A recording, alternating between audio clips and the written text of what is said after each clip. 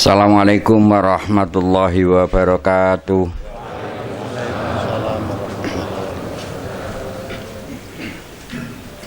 A'udzu billahi minasyaitonir rajim. Bismillahirrahmanirrahim.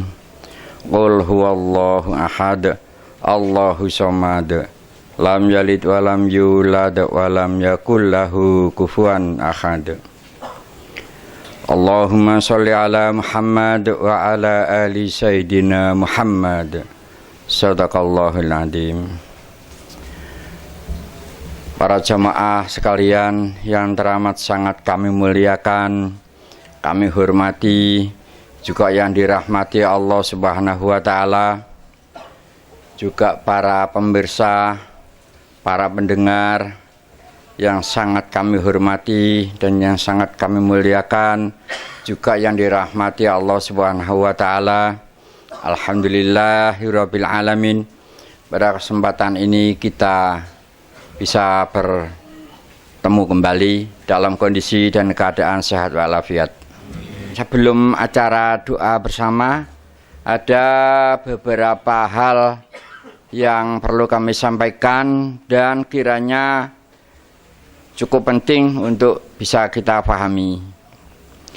Pada selama 1 bulan ini sangat banyak pasien yang kebanyakan sakit stroke.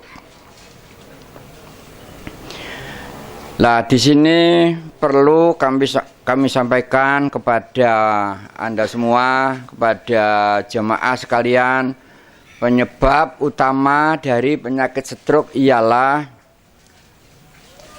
jangan kita merasa punya jasa. Jangan kita merasa berbuat baik. Kalaupun pernah kita berbuat baik, itu atas kehendak Allah, bukan diri kita sendiri.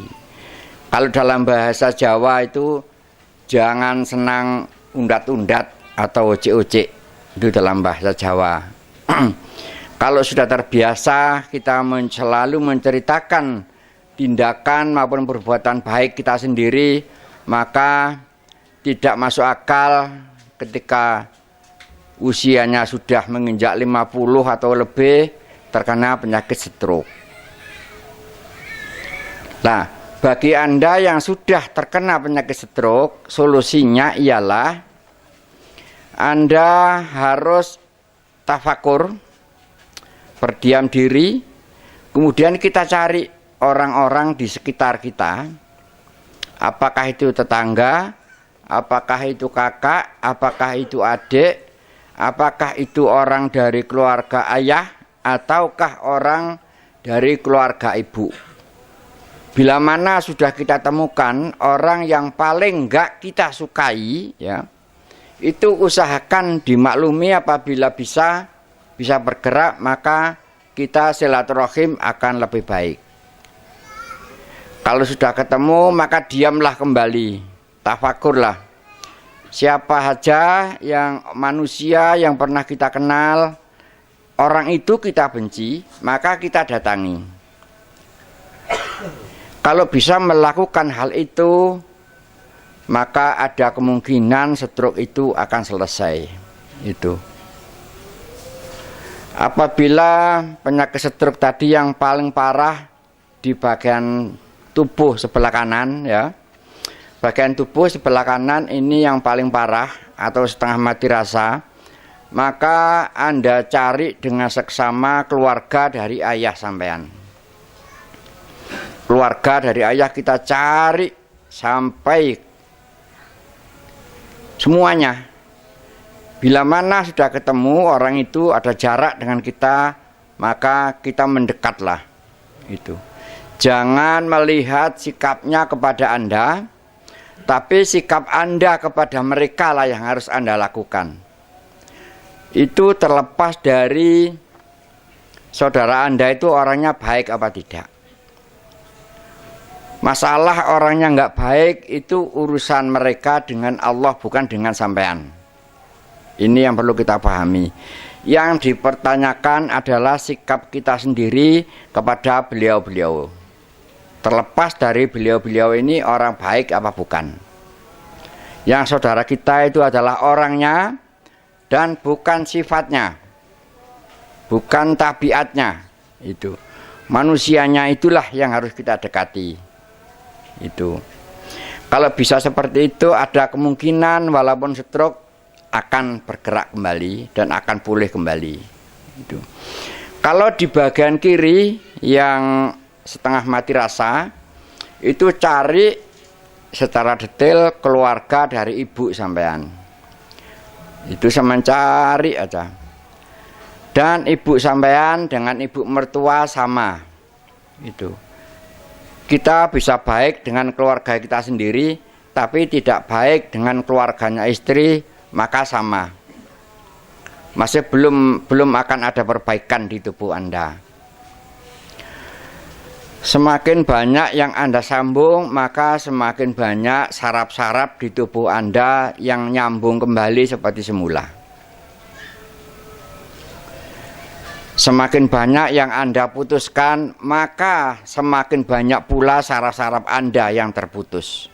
Akhirnya menjadi mati rasa.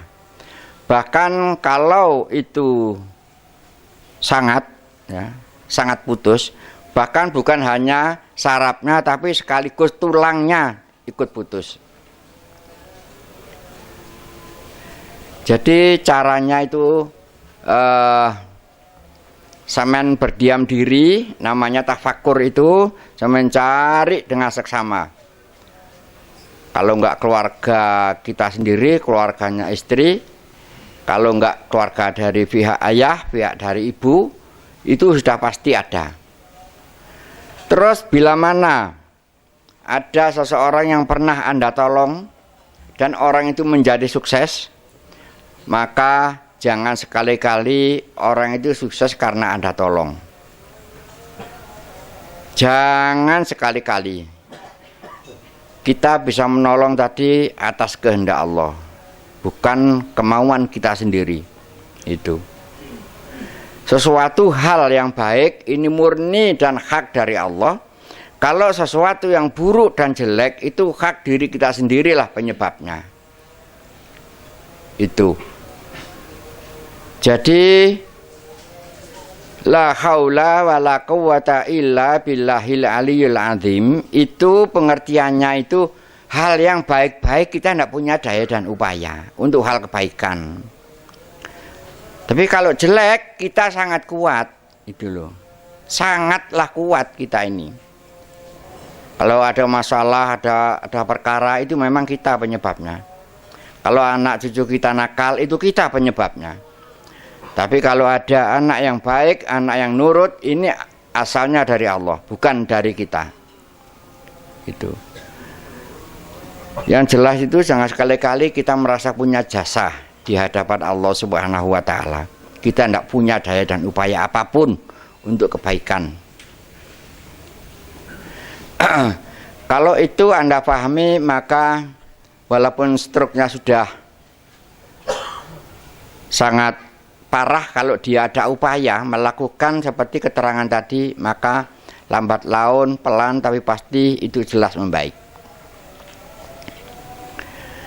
Jadi yang pernah tak jelaskan bulan yang lalu mengenai penyebab corona, ya, yang diancam oleh penyakit corona tadi adalah orang yang merasa rezeki ini dari suatu pekerjaan.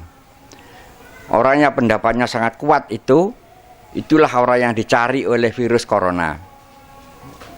Kemudian yang kedua, orang yang pendapatnya mati karena suatu penyakit, itu juga dicari oleh virus corona. Terus siapa yang berpendapat sembuh itu karena obat, juga diancam oleh corona. Jadi perlu sekali kita semua ini memahami, kalau kita sakit memang harus ikhtiar. Kalau sembuh tadi bukanlah karena obat. Jadi tidak ada satu obat pun di dunia ini yang bisa menyembuhkan suatu penyakit. Ini perlu digaris bawahi. Bila mana perlu digaris atasi. Semua kesembuhan ini atas kehendak Allah, bukan dari obat. Tapi kalau sakit nggak mau berobat, ini setengah dari bunuh diri. Itu.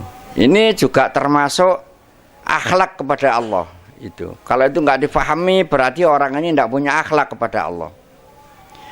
Juga sama juga orang meninggal karena suatu penyakit. Tidak ada, saudara-saudaraku.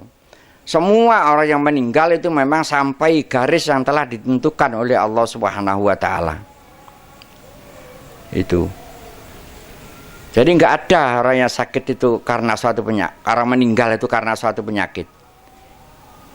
Kalaupun meninggal bukan karena sakit tadi, itu memang sampai garis ketentuan.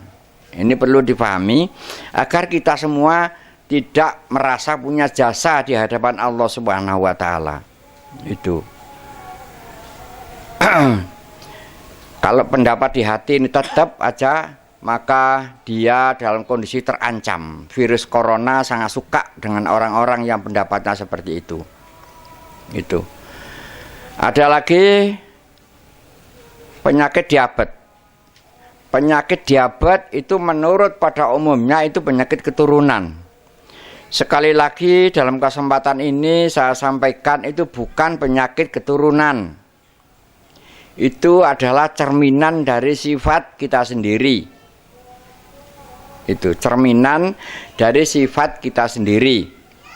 Jadi yang diturun itu bukan orangnya tapi sifatnya diturun. Itu. Jangankan anaknya, tetangganya pun kalau sifatnya ditiru ya orang itu kena. Itulah penyakit diabetes. Penyebabnya ialah dia kurang harmonis, kurang baik hubungannya dengan kedua orang tua dan dengan kedua mertua atau dengan kakak yang lebih tua. Itu kurang baik, kurang harmonis, bahkan ada jarak. Kalau itu dilakukan, lambat laun pankreasnya menjadi mengecil atau membengkak. Pankreasnya kalau nggak mengecil ya bengkak. Kemudian yang kedua ke bawah ya, ke anak atau ke adik atau yang lebih muda dari dia. Ini seenaknya sendiri. Di mana adiknya yang baik dan yang sukses didekati, adiknya yang kondisinya sengsara dan hidupnya tidak nyaman dijauhi. Kalau punya sifat seperti itu ada kemungkinan ginjalnya kena. Kalau pankreas dan ginjal tadi sampai terkena bersamaan, maka ya diabetes itulah akibatnya. Itu. Kalau kedua peralatan tubuh manusia tadi sudah terkena, itu menjadi diabetes namanya atau kencing manis.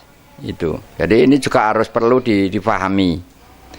Caranya ya harus kita bangun hubungan yang baik dengan kedua orang tua, dengan kedua mertua, dengan saudara-saudara yang lebih tua, kemudian dengan anak, baik yang kaya maupun yang tidak, baik yang pandai maupun yang tidak, atau dengan adik-adik, kita samakan semua. Jangan kita beda-bedakan. Maka ginjal kita tidak akan bermasalah. Itu. Kalau pankreas itu membengkak, jadinya diabetes basah. Kalau mengecil, jadinya diabetes jenis kering. Jadi semua penyakit yang ada di dunia ini berasal dari sifat manusia itu sendiri. Itu. Baik dan buruk memang dari Allah, tapi penyebab diturunkannya yang buruk tadi sifatnya manusia itu sendiri. Ini memang sangat perlu dan sangat penting. Kenapa kita jangan mengenal putus asa untuk bisa talabul ilmi, mencari ilmu pengetahuan agar kita tidak sembarangan mengambil sikap. Itu. Kenapa akhlak ini harus selalu diperbaiki? Karena selain ada hubungannya di akhirat, di dunia ini pun sudah nampak jelas. Itu sudah nampak di dunia ini. Baik ataupun buruk, suatu saat akan aku perlihatkan. Itu firman Allah begitu. Hanya yang diperlihatkan tidak tahu itu, bahwa itu adalah cerminan kita sendiri. baik apa buruk itu akan diperlihatkan oleh Allah. Itu. Kalau disingkat, siapapun yang berprasangka baik akan mendapat kebaikan, yang berprasangka buruk akan mendapat keburukan. Itu. Jadi terlalu lama kalau nunggu di akhirat. Di dunia ini pun sudah jelas-jelas itu. Siapanya senang membicarakan keburukannya orang, maka kalau enggak stroke separuh, ya mulutnya nanti pindah ke pipi. Itu orang yang senang membicarakan kejelekannya orang lain. Itu. Pokoknya banyak hal-hal yang kita tidak perlu menyalahkan siapapun. Pokoknya yang enggak enak-enak itu adalah hasil jerih payah kita sendiri. Bukan dari Allah. Kalau Allah itu maha kasih, maha pengampun. Itu. Jadi jangan sekali-kali sakit katanya dari Allah. Memang dari Allah, tapi penyebabnya dari dirinya sendiri. Itu. Biasanya orang kalau sudah sakitnya parah ini yang disalahkan Allah. Kenapa saya diuji seperti ini ya Allah? Saya tidak kuat ya Allah. Itu nambah-nambahi persangka buruk dengan Allah itu. Padahal itu hasil upayanya sendiri, hasil jerih payahnya sendiri, tetapi Allah yang dituduh. Itu. Ini perlu kita pahami agar kita semua ini mempunyai akhlak kepada Allah, mempunyai adabiyah kepada Allah. Itu. Bapak Ibu sekalian yang teramat sangat kami hormati,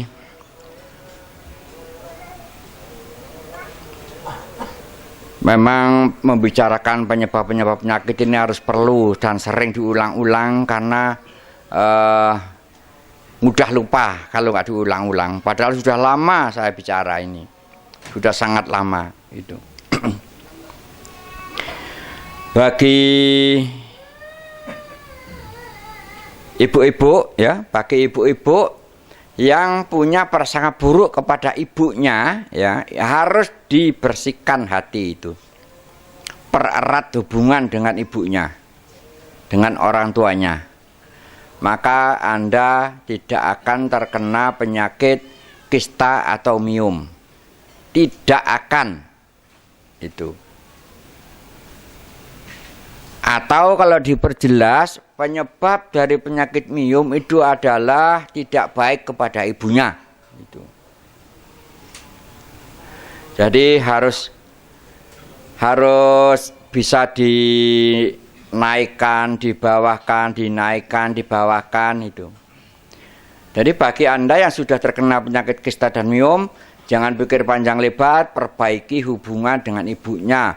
Apabila ibunya sudah tidak ada, maka carilah saudara-saudaranya ibu. Dekatilah mereka. Sering-seringlah kirim doa kepada ibunya. Itu.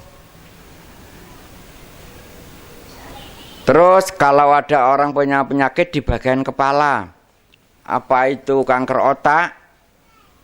Apakah itu sinusitis? Atau apapun yang ada di kepala, ini perbaikilah hubungan dengan bapaknya atau kepalanya. Itu. Kalau ini ada rasa nggak terima dengan bapaknya, kita koreksi diri, kita koreksi, jangan sampai ada prasangka buruk, karena yang dipertanyakan adalah sikap kita kepada ayah, kepada orang tua. Terlepas dari orang tuanya itu baik apa tidak, terlepas dari orang tuanya itu orang taat apa tidak, masalah taat dan tidak itu urusan bapaknya dengan Allah, bukan dengan kita. Yang dipertanyakan sekarang ini sikap kita kepada ayah. Itu. Hukum tetaplah hukum. Itu. Kita tidak boleh melihat sikap mereka. Itu. Dan masih banyak lagi, dan seluruh jenis penyakit yang ada di dunia ini manusianya lah penyebabnya. itu adalah 95% penyebabnya dari sifat itu. Kalau dari makanan, dari apa itu ya ada, tapi banyak beberapa persen itu aja. Hanya penunjang atau perangsang, itu makanan. Itu. Termasuk makanan-makanan haram juga sangat merangsang tumbuhnya sebuah penyakit. Itu. Jadi apa yang dilarang oleh Allah itu jelas-jelas demi kebaikan kita sendiri. Apa-apa yang diperintah oleh Allah itu jelas-jelas demi kebaikan kita sendiri. Bukan kebutuhan Allah, bukan. Kebutuhan manusia inilah. Kalau Allah ya, manusia ini taat apa tidak ada perubahan, tidak ada apanya, tidak ada perubahan sedikit pun. Tapi kalau ada manusia yang tidak mentaati, maka orang itu akan segera menuai. Gitu. Akan menuai. Terus sebagai penutup, sering ini kami sampaikan, kalau Anda tidak ingin hidup di masa tua ini menjadi sengsara, maka upayakan mulai saat ini, bila mana ada tetangga, saudara, siapapun yang Anda kenal itu mendapat suatu kenikmatan, Anda haruslah ikut senang, ikutlah bersyukur. Tapi yang bisa begitu hanya orang yang punya iman. Kalau orang tidak punya iman kepada Allah, maka sakit hatinya. Pasti sakit hatinya. Kenapa kok hanya orang yang punya iman? Karena orang yang beriman kepada Allah itu meyakini dengan hakul yakin bahwa rezeki asalnya dari Allah. Dia kok dapat rezeki? Mustahil kalau nggak dikehendaki oleh Allah. Sehingga kalau tetangganya mendapat kenikmatan, dia ikut senang. Itu. Yakinlah bahwa rezeki itu datangnya dari Allah, bukan datangnya dari suatu pekerjaan. Makanya hanya orang yang beriman yang bisa punya sifat seperti itu. Kalau orang ngakunya iman, tetangganya kaya kok ayanen, lah itu bohong. Berarti pendapatnya dia ini rezeki dari suatu urusan. Itu. Ini perlu kita pahami. Kenapa orang yang beriman kok enggak gampang sakit hati? Memang enggak bisa. Enggak bisa sakit hati. Bukan enggak mudah. Itu. Memang enggak bisa sakit hati. Karena sadar betul bahwa mustahil dia akan menjadi naik pangkat, dia akan menjadi kaya, dia punya rumah bagus. Kalau enggak dikehendaki Allah, enggak mungkin. Kalaupun mungkin dia mencari pesugihan ya, kayanya dia bukan soal pesugihan tadi. Seandainya tidak mencari pun dia akan kaya. Karena rezeki dari Allah, bukan dari suatu pesugihan. Ini perlu kita pahami. Harus kita habiskan hati ini. Dan itu memang iya, itu loh. Kalau kaya tadi dari pesugihan, semua orang yang cari pesugihan bisa kaya. Lah ini enggak kok, enggak bisa. Itu. Enggak semua orang bisa. Jadi iblis itu tahu persis dengan orang yang mana orang itu jatahnya kaya apa enggak, itu iblis tahu. Itu. Sehingga kalau ada beberapa orang mencari pesugihan, itu hanya beberapa orang yang bisa. Itu. Tidak semuanya lah itu. Ini bukti bahwa kekayaan bukan datangnya dari suatu pesugihan. Jadi kaya tadi memang atas kehendak Allah Subhanahu wa taala. Itu yang pertama ya, yang pertama. Yang kedua, kalau ada orang menikah, entah prianya tua, entah prianya muda, entah istrinya bagaimanapun, selama sudah akad nikah, maka semua orang beriman pasti langsung setuju. Pasti langsung setuju dan memberikan restu. Itu kalau orang punya iman.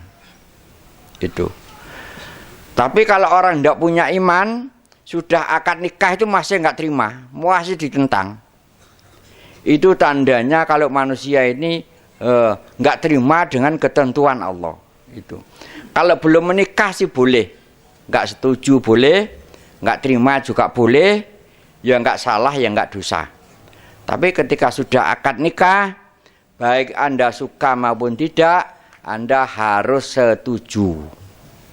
Tapi sekali lagi, hanya orang yang punya iman kepada Allah yang bisa melakukan itu.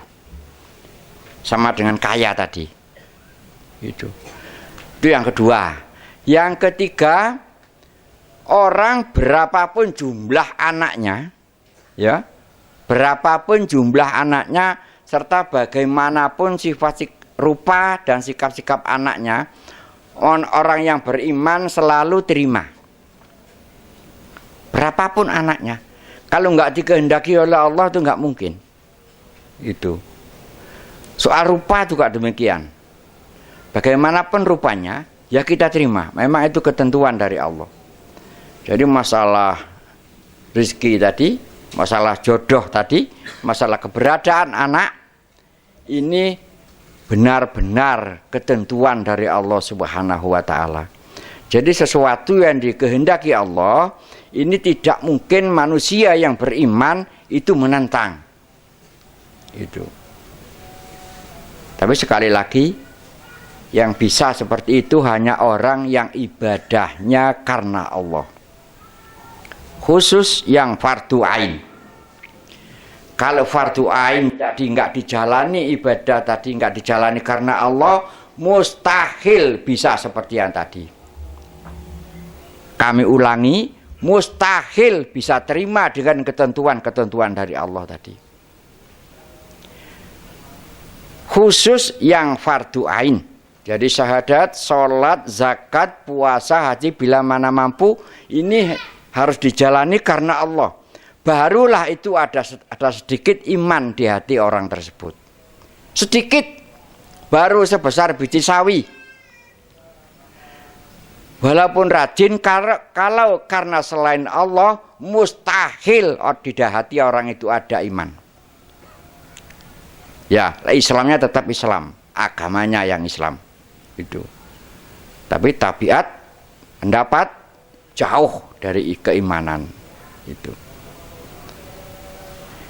Itulah kenapa dari dulu saya tidak pernah berubah, hanya syariat Islam, ya, syariat Islam yang utuh ini yang kita jalani karena Allah, khusus yang fardu buat pribadi diri kita dengan Allah itu. Kecuali buat yang lain, saya tidak ngurusi kalau buat yang lain. Yang buat pribadi, jadi syahadat, sholat, zakat, puasa, haji bila mana mampu ini kita terapkan, kita jalani utuh karena Allah. Baru ada sebesar biji sawi iman di hati. Di hati bukan di kepala. Itu. Ya, di kepala ini sembarang masuk. Tapi kalau yang fardu tadi kita jalani karena Allah, baru masuk ke dalam dadamu. Walaupun mungkin sebesar biji sawi. Lah orang seperti itulah yang bisa menerima, juga bisa tawakal ketika diuji. Ketentuan-ketentuan dari Allah tidak ada yang disesali.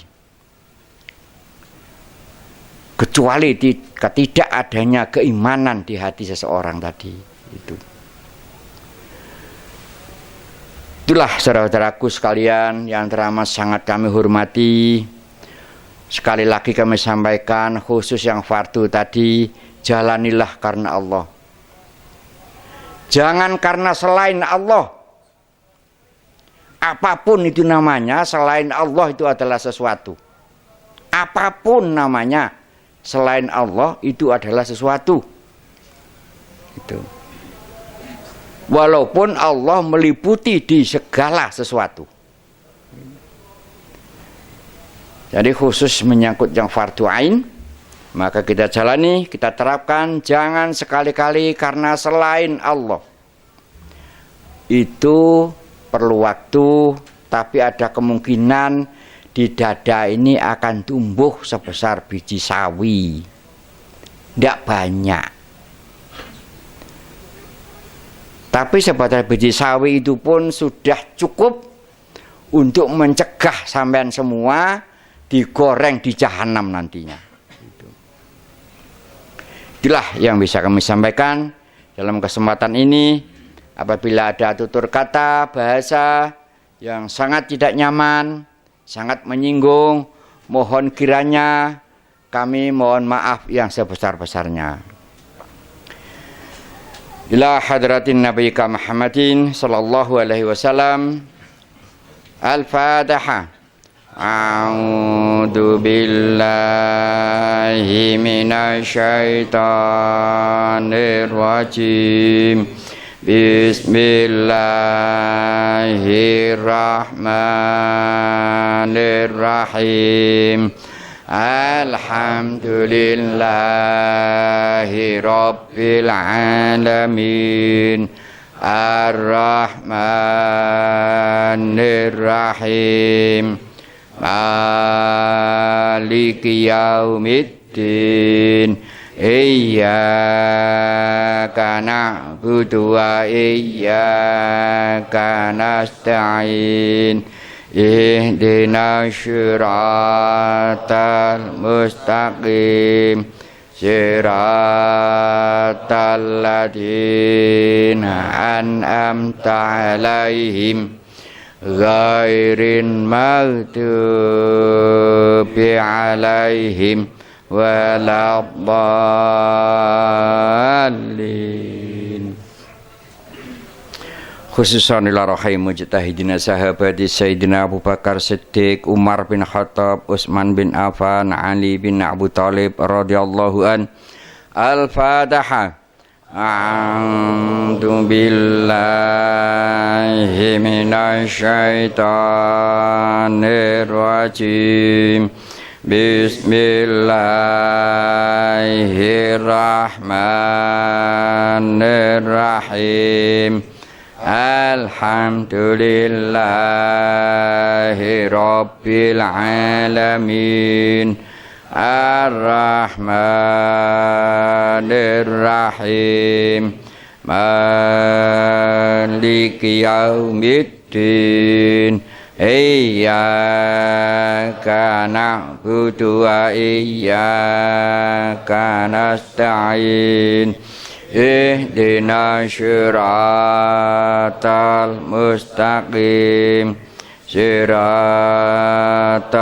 ladzina an'amta 'alaihim ghairil maghdubi 'alaihim waladdallin. Khususan Nabiullah Khidir alaihi salam. Al-Fatihah. A'udzu billahi syaitonir rajim. Bismillahirrahmanirrahim. Alhamdulillahi rabbil alamin.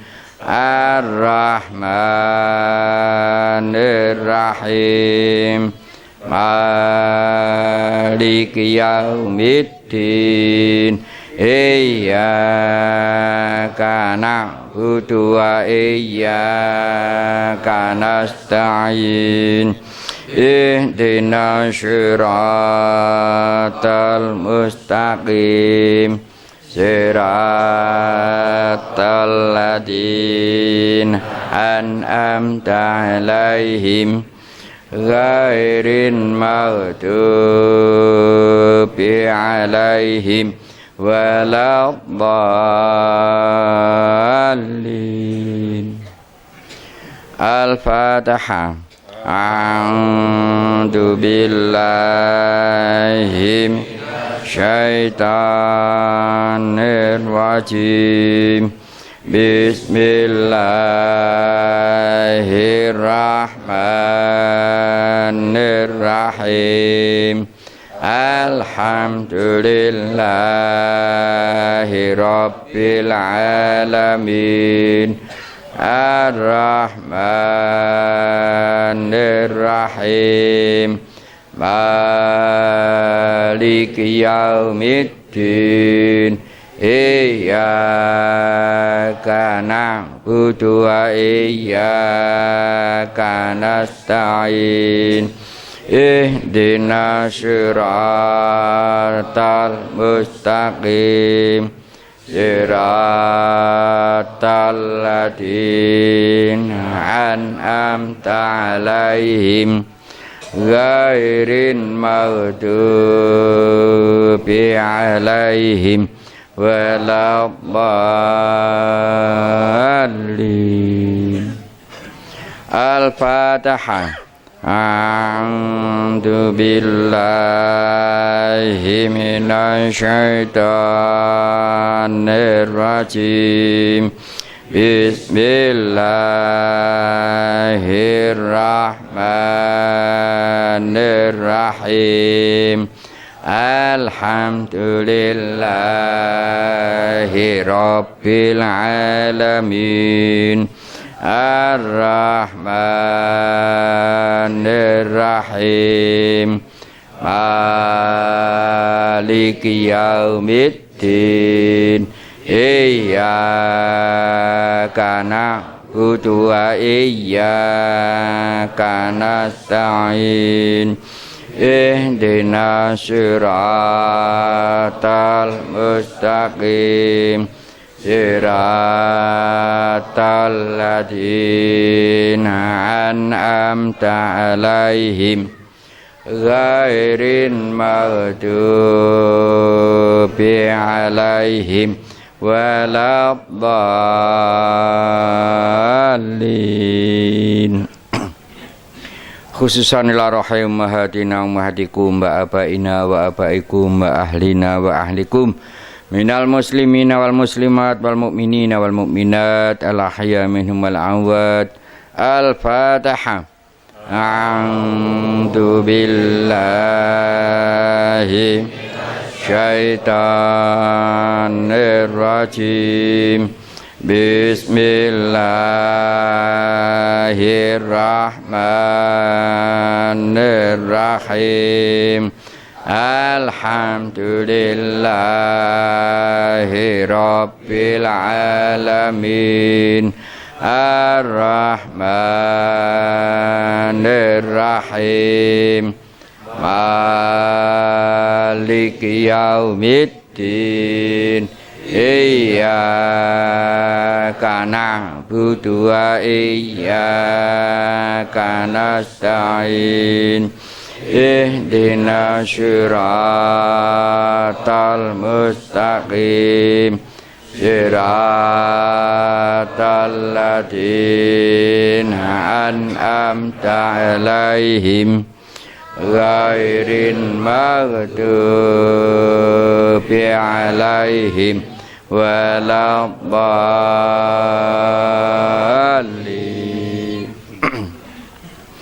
Allahumma lahudil adim. Allahumma lahudil adim.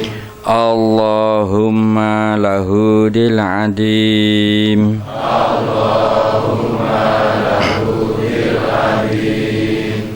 Allahumma lahudil adim. Allahumma lahudil adim. Allahumma lahudil aziz. Allahumma lahudil aziz. Allahumma lahudil aziz. Allahumma lahudil aziz.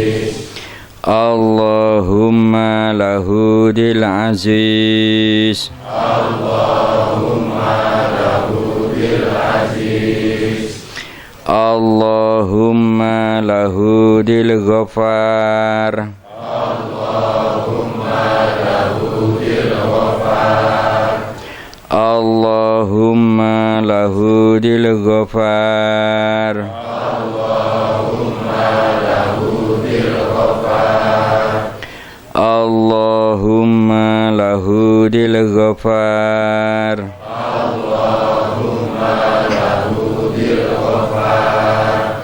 Allahumma lahu dil razak.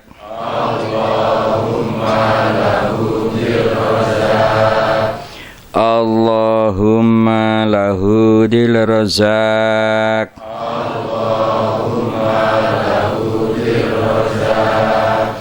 Allahumma lahu dil razak.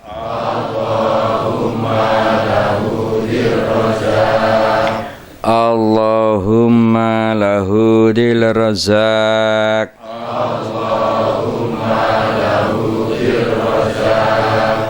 Al-Fatihah. A'udzu billahi minasy syaithanir rajim. Bismillahirrahmanirrahim. Alhamdulillahi rabbil alamin. Ar-Rahmanir-Rahim. Maliki yaumiddin. Iyyaka na'budu wa iyyaka nasta'in. Ihdinas siratal mustaqim. Siratal ladzina an'amta 'alaihim ghairin maghdubi 'alaihim waladdallin.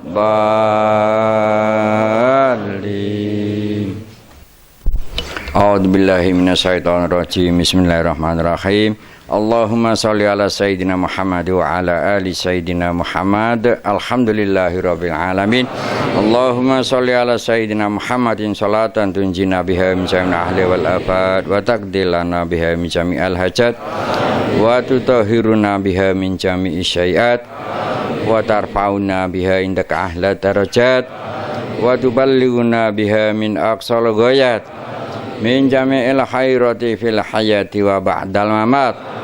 Allahumma sholli sholatan kamilatan wa sallim salaman taman ala sayyidina Muhammadin alladzi halu fi'il uqad wa tanfariju fi'il qurab wa tuqda bil hawaid wa tunalu bil ghaib wa husnul hawatimi wa yusasqal ghamam bi wajhil karim wa ala alihi wa sahbihi fi kulli lamhati wa nafasin bi adati kulli ma'lumin lak rahmatika ya arhamar rahimin.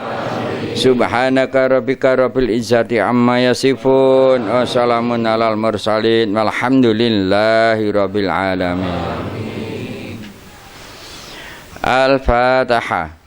A'udzu billahi syaitanir rajim. Bismillahirrahmanirrahim. Alhamdulillahi rabbil alamin. Ar-Rahmanir-Rahim. Maliki yaumiddin. Iyyaka na'budu wa iyyaka nasta'in. Ihdinas siratal mustaqim. Siratal ladzina an'amta 'alaihim ghairin maghdubi 'alaihim waladdallin. Assalamualaikum warahmatullahi wabarakatuh.